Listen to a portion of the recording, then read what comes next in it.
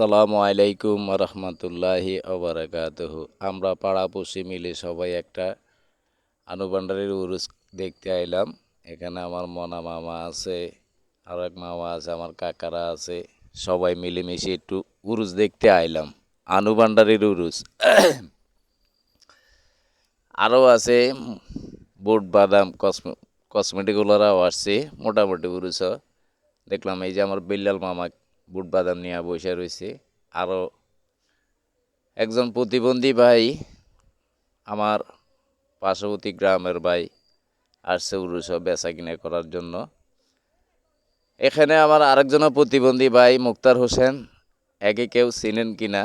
আমার এই ভাই অনেক আছে, মোটামুটি কথাবার্তা বললাম দোনোজন একসাথে। মুক্তার কি অবস্থা? মুক্তার আমার বললো, ভাই আমার বাদাম খায় না মানুষে খায় ওই যে গরম গরম। যাক, মোটামুটি এখানে উরুস আবার আচারও আইছে, ঝালমুড়িওলা আইছে, আর মানুষের জন্য তবরক বিতরণ করবে। কয় ডেকজি পাকাইছে আমি আপনাদের জন্য করলাম, ভিডিও তুলে ধরলাম। আমাদের বাবুর্চিও হচ্ছে নোয়াপাড়ার। এই যে কত ডেকজি খানা আছে আমার কমেন্ট বক্সে বলবেন একটু।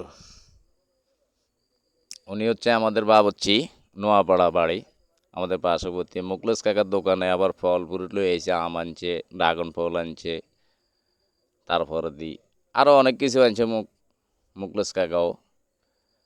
আলহামদুলিল্লাহ, আমিও উরুসের মধ্যে কেনাকাটা করে বাড়ির দিকে রওনা দিলাম। এই টাইমে আমার উলু কাকাকে যাই গেলাই কোনোমি যাওয়া যাইতো না। এই হারামদাদা যে কোনো জায়গার মধ্যে ভিডিও করে বই থাকে।